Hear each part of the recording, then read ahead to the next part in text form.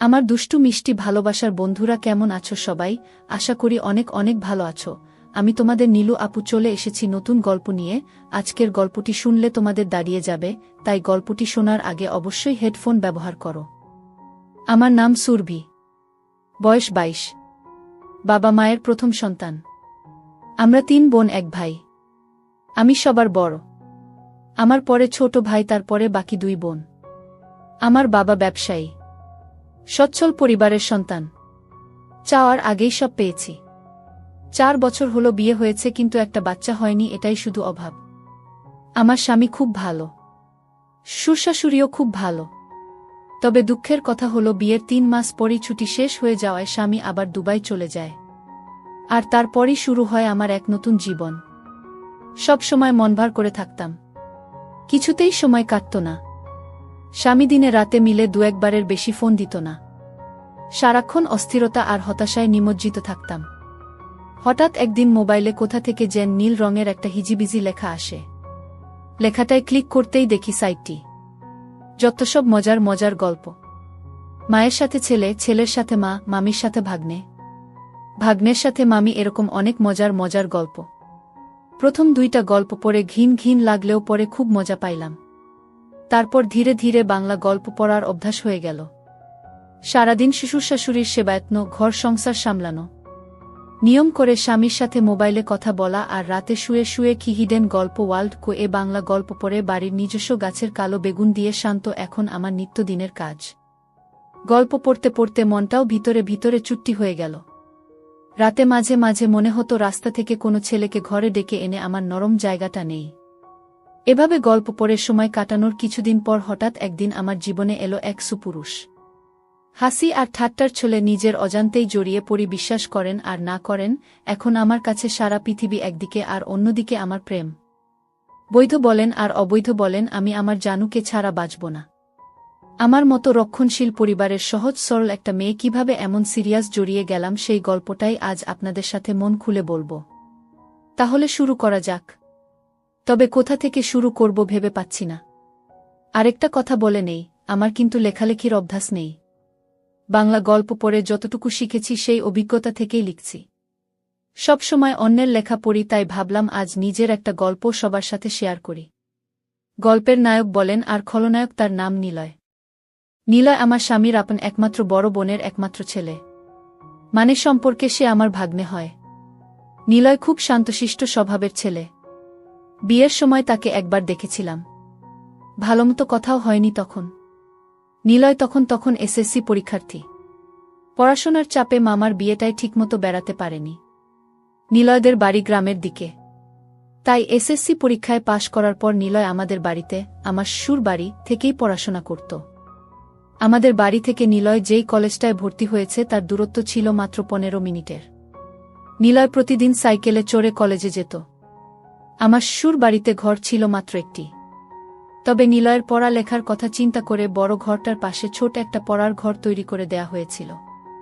ঘরটায় chair table সহ একটা খাটিয়াও ছিল। তবে রাতে নিলয় বড় ঘরটার একটা রুমে থাকত। আমাদের বড় ঘরটায় 3টা রুম। একটা রুমে আমি আর আরেকটা রুমে আমার শ্বশুর-শাশুড়ি থাকত। মাঝখানের রুমটা অবশ্য ফাঁকা ছিল। তবে নিলয় আসার পর মাঝখানের রুমটায় একটা খাট বসানো হয় এবং নিলয় মাঝখানের রুমটাই থাকে। রাতে পড়া শেষ করে এসে মাঝখানের রুমটায় ঘুমায়। নিলয় খুব মেধাবী। এসএসসিতে সে A+ পেয়েছে। নিলয় কথাবার্তা খুব কম বলে। প্রয়োজন ছাড়া কারো সাথে কথা বলে না, এমনকি তার নানা-নানির সাথেও না। আর আমার দিকে তো ঠিকমতো তাকাই না। আমার শ্বশুর-শাশুড়ি বয়স্ক মানুষ, সারাক্ষণ ঘরেই থাকেন। শ্বশুর চশমা ছাড়া ঠিকমতো দেখেনি না। আর শাশুড়ি হাতির মতো মোটা শরীর নিয়ে নড়তেই পারে না। সারাক্ষণ বিছানায় শুয়ে শুয়ে পান চিবায়। শ্বশুর দিনের বেলায় এদিকে সেদিক গেলেও শাশুড়িকে আজ পর্যন্ত ঘরের বাহিরে যেতে দেখি নাই। সে যাই হোক, নিলয় আমাদের বাড়িতে এসেছে 15 দিন হল। এখন অবধি আমার সাথে ঠিকমতো কথাই বলেনি। আমাকে খুব লজ্জা পায়। আমি আর নিলয় একসাথেই খাওয়া দাওয়া করি। শ্বশুর-শাশুড়ির খাবার তাদের বিছানার উপর দিয়ে আসি আর আমি নিলয় একসাথে খাই। নিলয় বাড়িতে আসার পর আমার ওই গল্প পড়াটা আর হচ্ছে না। কারণ পড়া শেষ করে এসে কখন ডাক দিয়ে বলবে, মামি দরজা খোলো। তাই সারাক্ষণ তার অপেক্ষায় থাকতাম। সে খুব পড়ত। রাতে 10টার আগে খেতে আসত না। মাঝে মধ্যে তো 11টা-12টা অবধি পড়ত। আমি প্রায়ই ঘুমিয়ে যেতাম। নিলয় তখন সামনের দরজায় ডাক দিয়ে না পেয়ে ঘরের বাম সাইটের দরজায় এসে ডাকত। অর্থাৎ আমি যেই রুমটায় ঘুমাতাম ঠিক ওই রুমটার বাহিরের দরজার দিকে এসে ডাকত। তখন আমি লাফিয়ে উঠে গিয়ে দরজা খুলতাম। একদিন নিলয় অনেক রাত্র অবধি পড়ল। তা প্রায় রাত 12টা কি 12:30 হবে। আমি তো ঘুমে অস্থির। নিলয় এসে প্রায় 10-15 মিনিট ডাকাডাকি করেও আমাকে জাগাতে পারছিল না। উপায় না পেয়ে সে রান্নাঘর থেকে মাছ ধরার ছিপ দিয়ে জানালার ফাঁক দিয়ে আমার গুতা মারল। আমি লাফিয়ে উঠলাম। তারপর গিয়ে দরজা খুলে দিলাম। আমি ভাত খাওয়ার জন্য বাসন পরিষ্কার করতে চাইলে নিলয় বলল, নিলয় মামি, আমি ভাত খাবো না, তুমি শুয়ে পড়ো। আমি, কেন? ভাত খাবে না কেন? ভাত না খেয়ে কেউ রাতে ঘুমায়? নিলয়, না, তোমার চোখে অনেক ঘুম। এমনিতেই তোমাকে রোজ রাত জাগিয়ে কষ্ট দেই, আজ অনেক রাত হয়েছে। এবার তুমি শুয়ে পড়ো, আমি সকালে উঠে খাবো। আমার কোনো সমস্যা নেই। তোমার যতক্ষণ মন চায় পড়ে এসো। মাঝে মধ্যে চোখটা একটু লেগে যায় আর কি। নিলয়, আমার জন্য তুমি শুধু শুধু জেগে থাকবে কেন? কাল থেকে আমি পড়ার ঘরটাই ঘুমাবো, আর নানা নানিকে যখন খাবার দাও তখন আমাকেও ডাক দিও, ওই সময় আমিও খেয়ে নেব। সন্ধ্যা রাতে খেয়ে নিলে রাত জেগে পড়তে পড়তে ক্ষুধা লাগবে না? তখন কি খাবে? আর তাছাড়া এত বড় ঘর থাকতে তুমি ওই ঘরে ঘুমাবে কেন? আমি কি কখনো বলেছি তোমার জন্য আমার সমস্যা হচ্ছে? তুমি কি বাহিরের কেউ? তুমি তো আমাদের নিজেদের মানুষ। তোমার জন্য এইটুকু করতে পারবো না? নিলয়, ঠিক আছে মামি। অনেক রাত হয়েছে, এবার ঘুমাও, এই ব্যাপারে সকালে তোমার সাথে আলাপ করব। এটা বলেই নিলয় সোজা তার বিছায় গিয়ে শুয়ে পড়ল। আর আমিও আমার রুমে চলে আসলাম। তবে আর যাই হোক, আজ প্রথম নিলয় আমার সাথে এত কথা বলেছে, কিন্তু একবারও আমার চোখের দিকে তাকায়নি। এখন সকাল 8টা। নিলয় এখনো ঘুম থেকে ওঠেনি। কাল অনেক রাতে ঘুমিয়েছে, তাই একটু বেশি ঘুমাচ্ছে। এমনিতে প্রতিদিন সকাল 7টার সময় ঘুম থেকে উঠে উঠোনে হাঁটাহাঁটি করে। নিলয়কে কখনো সকালে পড়তে দেখিনি। নিলয়কে ডাক দিতে হবে, কারণ 10টায় ক্লাস আছে। তাই নিলয়কে ডাক দিলাম। নিলয় ওঠো, 8টা বাজে, কলেজে যাবে না? নিলয়, কয়টা বাজে? 8টা। 8টা বাজে বলতেই লাফিয়ে উঠল। তারপর গোসল করতে গেল। মিনিট 10-এর মধ্যে গোসল শেষ করে নাস্তা খেয়ে সোজা কলেজে চলে গেল। এরপর ঠিক 2টার সময় কলেজের ক্লাস শেষ করে বাসায় ফিরল। মাঝে মধ্যে অবশ্য 12টা-1টার দিকেও চলে আসে।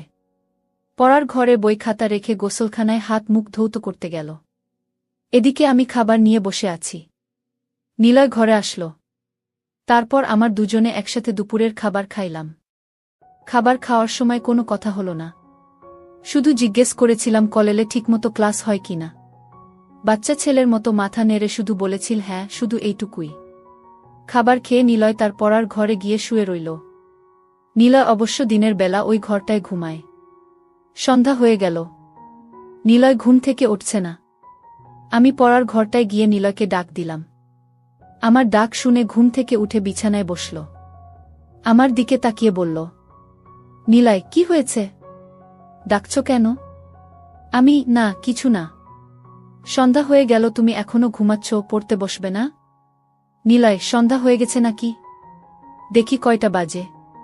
নিলয় পড়ার টেবিলে রাখা তার হাতঘড়িটায় টাইম দেখে গোসলখানায় হাত মুখ ধৌত করার জন্য চলে গেল। আমি তার পড়ার ঘরটাই বসে রইলাম। হাত মুখ ধৌত করে নিলয় পড়ার ঘরে আসলো।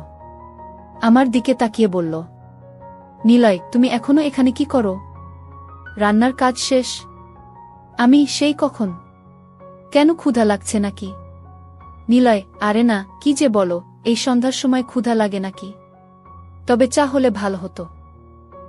চা পাতা মনে হয় ঘরে নেই। কাল থেকে তোমাকে চা করে দেব, ঠিক আছে? নিলয়, ঠিক আছে। এখন যাও, আমি পড়তে বসব। আচ্ছা বাবা, তুমি মনোযোগ দিয়ে পড়ো, আমি গেলাম। আমাদের বড় ঘরটায় চলে আসলাম।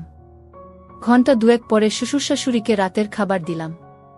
শ্বশুরশাশুড়ি খাচ্ছে। আমি পাশেই বসে আছি। হঠাৎ শ্বশুর বলল, বৌমা, নিলয় ঠিকমতো পড়ালেখা করে তো? তুমি একটু খেয়াল রেখো। বাবা আপনি কোনো চিন্তা করবেন না, নিলয় খুব ভালো ছেলে, তাকে পড়ার জন্য বলতে হয় না। সে নিজেই নিজের পড়া শেষ করে নেয়। সুর, তা জানি। কিন্তু তারপরেও আমাদের দায়িত্ব আছে না? নিলয়কে নিয়ে আপনাদের কোনো চিন্তা করতে হবে না, আমি সারাক্ষণই তার সাথে সাথে আছি। আর বাবা কাল সকালে নিলয়ের জন্য দোকান থেকে চা পাতা নিয়ে আসবেন। নিলয় আজ সন্ধ্যার সময় চা চেয়েছিল, আমি বলছি কাল থেকে দেব। শাশুড়ি, তাদের বাড়িতে সবাই চা খাওয়ার অভ্যাস। আমিও একবার তোমাকে বলবো বলবো বলেও ভুলে গেছি। তোমার সুরের আনার দরকার নেই। বাজার সদাই যা লাগে এখন থেকে নিলয়কে দিয়েই নিয়ে আসবে।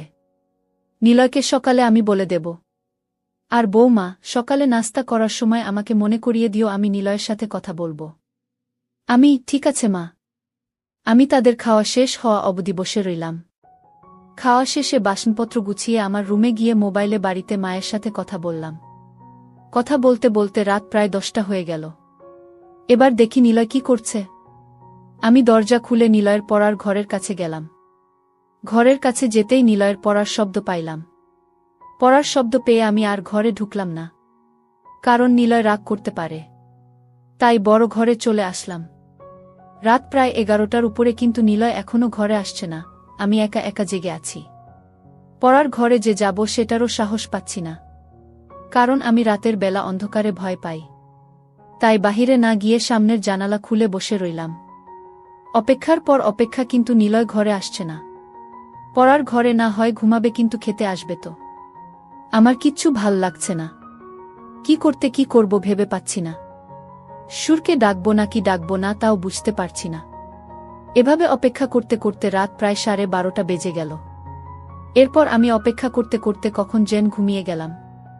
সকালে ঘুম থেকে উঠে শাশুড়িকে জিজ্ঞেস করলাম, মা নিলয় ঘরে আসে নাই? শাশুড়ি, না, কেন, কি হয়েছে বৌমা? না কিছু না মা, নিলয় কাল রাতে বড় ঘরে আসে নাই। পড়ার ঘরেই ঘুমাইছে। আমি অনেক রাত্র পর্যন্ত অপেক্ষা করে কখন যে ঘুমিয়ে পড়েছি নিজেও জানি না। শাশুড়ি, কি বলো বৌমা? নিলয় পড়ার ঘরে ঘুমাবে কেন? এই ঘরে কি তার সমস্যা হয়? কি জানি মা। আমি তো সারাক্ষণই তার খেয়াল রাখি। আমার মনে হয় নিলয় আমাকে লজ্জা পায়। আচ্ছা মা, আমাকে লজ্জা পাওয়ার কি আছে? আমি তো ওর মার মতোই, তাই না? শাশুড়ি, নিলয়কে ডাকো। সে তোমাকে লজ্জা পাবে কেন? তুমি তো তাকে অনেক খাতির যত্ন করছো, সেটা তো আমি নিজেই দেখছি। তাহলে সে এমন করবে কেন? এটা তো ঠিক না। সে এখানে লেখাপড়া করবে, যখন যা লাগবে তোমাকে বলবে, তুমি না দিলে আমাদের বলবে। আর তুমি তো আমার লক্ষ্মী বৌমা। কত সুন্দর করে সংসারের সব দায়িত্ব নিজের কাঁধে নিয়েছ। কই নিলয়, কই, ডাকো তাকে। ঠিক আছে মা, আপনি চিন্তা করবেন না। কয়দিন গেলে এমনিতেই লজ্জা চলে যাবে। দেখি নিলয় কি করছে। এখনো ঘুম থেকে কেন উঠছে না? 8টার উপরে বাজে। কলেজের সময় হয়ে যাচ্ছে না? আমি শাশুড়ির সাথে কথা বলে নিলয়ের পড়ার ঘরে গেলাম। এখনো দরজা বন্ধ। তার মানে নিলয়ের ঘুম ভাঙ্গেনি। আমি দরজায় টোকা মেরে নিলয় নিলয় বলে ডাকতে লাগলাম। নিলয়ের কোনো সাড়া শব্দ নেই। অনেকক্ষণ ধরে ডাকছি, কিন্তু তার কোনো হুঁশই নেই।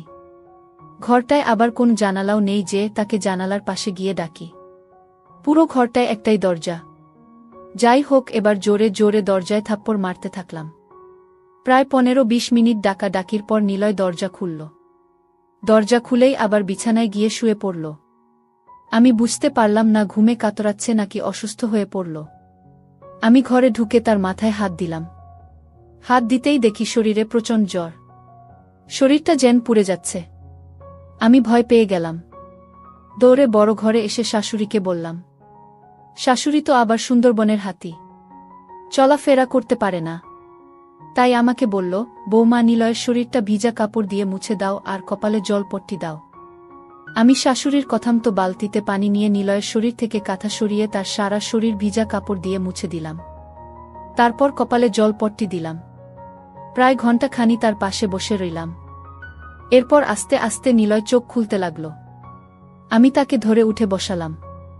বসানোর পর নিলয় আমাকে বলল, মামি, রাতে যখন জ্বর অনুভব করি তখন সাথে সাথে গিয়ে তোমাকে ডাক দিয়েছিলাম, কিন্তু তুমি গিয়েছিলে তাই তোমাকে আর বেশি ডাকাডাকি করিনি।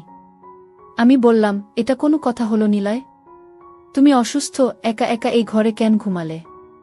আমার জানালায় জোরে থাপ্পড় মারতে, নয়তো বাম দিকের দরজাটায় জোরে একটা লাথিই মারতে। এভাবে একা একা কষ্ট করার কোনো মানে হয়? এভাবে 10 মিনিট কথা বলার পর নিলয় উঠে দাঁড়াল। তারপর খাট থেকে নেমে সোজা গোসলখানায় গেল।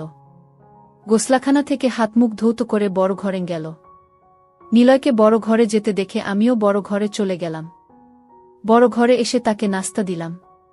নাস্তা করতে করতে তার শরীরের জ্বর কিছুটা কমে গেল। কলেজে যাওয়ার মতো সময় আর শরীরের কন্ডিশন কোনটাই ছিল না। তাই নিলয় আজ কলেজে গেল না, বাড়িতেই হাঁটাহাঁটি করছে। আমি রান্না করছি, হঠাৎ দেখি নিলয় আমার পেছনে দাঁড়িয়ে আছে। আমি বললাম, কি ব্যাপার, রান্না শিখবে নাকি? নিলয়, না, ভাবছি তুমি সারাদিন একা একা কত কাজ করো, সবার খেয়াল রাখো, সত্যিই তুমি খুব ভালো। কেন যে তোমার সাথে এতদিন কথা বলিনি? আমি আসলে তোমাকে লজ্জা পেতাম, তাই তোমার সামনে কম আসতাম, কম কথা বলতাম। তাছাড়া আমি মেয়েদের কাছ থেকে একটু দূরেই থাকি। আমি কেন? মেয়েদের কাছ থেকে দূরে কেন? মেয়েরা কি বাঘ না ভাল্লুক? নিলয়, আরে না, তুমিও দেখছি কলেজের মেয়েদের মতো কথা বলো। আমি কলেজে আবার মেয়ে বন্ধু নাই তো? নিলয়, আরে না, আমাদের ক্লাসের একটা মেয়ে আছে, অযথাই গায়ে পড়ে কথা বলে। আমি, তাই নাকি? তা মেয়েটার নাম কি? নিলয়, বিশ্বাস করো আমি ওর নামও জানি না, আর জানার ইচ্ছাও নাই। তাকে দেখলেই আমার প্রচণ্ড রাগ হয়। গায়ে পড়ে কথা বলা মেয়েদের আমি একদম পছন্দ করি না। আমি, তাহলে তো তুমি আমাকেও পছন্দ করো না, কারণ আমিও তো তোমার গায়ে পড়ে কথা বলি। নিলয়, তুমি কি বাহিরের মানুষ নাকি? তুমি তো আমার সাথে যখন খুশি কথা বলতে পারো। বলতে গেলে তোমার সাথে কথা না বলে আমি অপরাধ করেছি। তোমার জায়গায় অন্য কেউ হলে এতটা খেয়াল রাখত না। তুমি সত্যিই অনেক অনেক ভালো। আমি, হয়েছে, আর হাওয়া দিতে হবে না। এবার যাও, আমার মোবাইলটা দিয়ে তোমার মাকে একটা ফোন দাও। তোমার অসুখের খবর জেনে গেছে। নিলয়, মাকে আবার জানালে কেন? আমি বলিনি, তোমার নানি বলেছে। নিলয়, নানি? এই নানিকে নিয়ে আর পারলাম না, সব কিছুতেই বাড়াবাড়ি করে। নিলয় আমার রুমে চলে গেল। আমি রান্না শেষ করে গোসলখানায় গেলাম। গোসল শেষ করে শ্বশুরশাশুড়িকে দুপুরের খাবার দিয়ে আমি আর নিলয় একসাথে খাবার খাইলাম। দুপুরের খাবার শেষ করে নিলয় পড়ার ঘরে চলে গেল। আমি বাসনপত্র গুছিয়ে দেখি সে বড় ঘরে নেই। আমি নিলয়ের পড়ার ঘরে গিয়ে নিলয়কে ডাক দিয়ে বললাম, এই ঘরে ঘুমানোর দরকার নেই, বড় ঘরে আসো। আবার শরীর খারাপ করলে উঠে দাঁড়াতে পারবে না। নিলয় তখন আমার কথা আর অমান্য করল না। আমার পেছন পেছন বড় ঘরে এসে মাঝখানের রুমটার খাটে বসে রইল। আমি তাকে বললাম, নিলয়, মাঝের রুমে ঘুমাতে অসুবিধা হলে তুমি আমার রুমে গিয়ে ঘুমাও। আমি দুপুরে বেশি ঘুমাই না, তুমি যাও আমার রুমে গিয়ে ঘুমাও। আসলে মাঝের রুমটা একটু খোলা মেলাতো, তাই নিলয় এখানে ঘুমাতে স্বাচ্ছন্দ্য বোধ করে না। তারপর নিলয় আমার কথামতো আমার রুমটায় গিয়ে শুয়ে পড়ল। এদিকে শাশুড়ি ডাকছে পান খাবে, চুনের কৌটা খুঁজে পাচ্ছে না। চুনের কৌটা দিতেই শাশুড়ি জিজ্ঞেস করল, নিলয় কোথায়? আমি বললাম, মা, নিলয় আমার রুমে ঘুমাচ্ছে, পড়ার ঘরে গিয়ে শুইছিল, আমিই নিয়ে এসেছি। বলা তো যায় না, আবার কখন শরীরটা খারাপ করে বসে, আর মাঝের রুমটায় নিলয় ঘুমাতে পছন্দ করে না। এজন্য আমিই বলেছি আমার রুমে গিয়ে ঘুমাতে। শাশুড়ি, ভালোই করেছ। মাঝের রুমটা আসলে থাকার উপযুক্ত না। দেখো, নিলয়কে বলো এখন থেকে তোমার সাথেই ঘুমাতে। রাতে পড়া শেষ করে তোমার সাথেই ঘুমাবে। তুমি তো আর তাকে কম যত্ন করছো না। তোমার কথা না শুনে পারবে না। আমি, মনে হয় না আমার সাথে ঘুমাবে। তবে আজ আমার সাথে অনেক কথা বলেছে। এতদিন তো শর্মে কথাই বলেনি, আজ মামির সাথে খুব কথা বলেছে। শাশুড়ি, বলেছিলাম না, কয়েকদিন গেলে ঠিক হয়ে যাবে। আর তুমি যেই খাতির যত্ন করছো ওর মা চেয়ে কম না। আমি, কে বলেন মা, নিলয় তো আমাদের ছেলের মতোই। তাছাড়া নিলয়ের মামা নিলয়কে অনেক ভালোবাসে, প্রতিদিনই ফোনে নিলয়ের খোঁজ খবর নেয়। নিলয়কে কি আমি যত্ন না করে পারি? শাশুড়ি, না রে মা, তোর মতো বউ পাওয়া ভাগ্যের ব্যাপার। এই বলে শাশুড়ি প্রায় কেঁদে দিল। আমি চলে আসলাম আমার রুমে।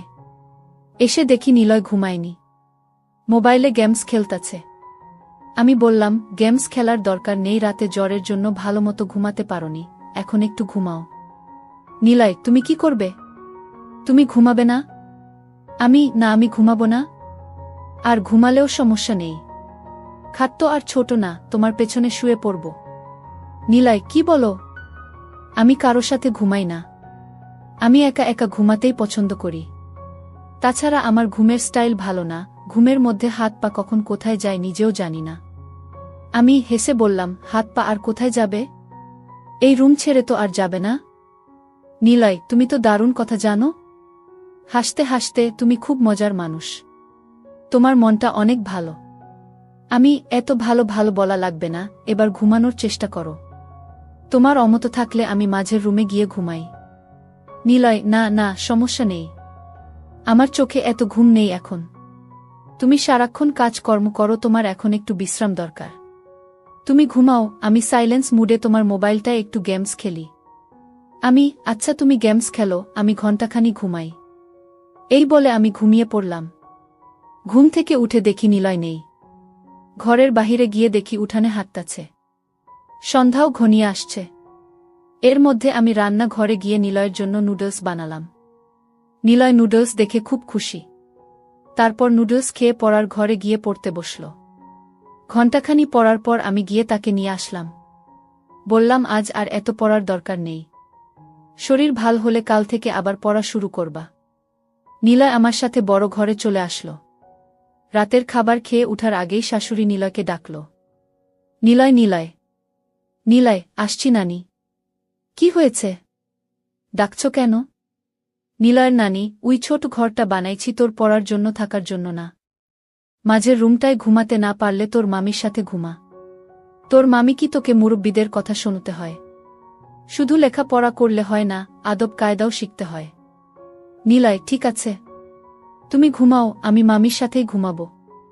শাশুড়ির সাথে কথা বলে নিলয় যখন মাঝের রুমের খাটে বসল, ঠিক তখনই হঠাৎ তার শরীরটা আবার আগুনের মতো গরম হতে লাগল।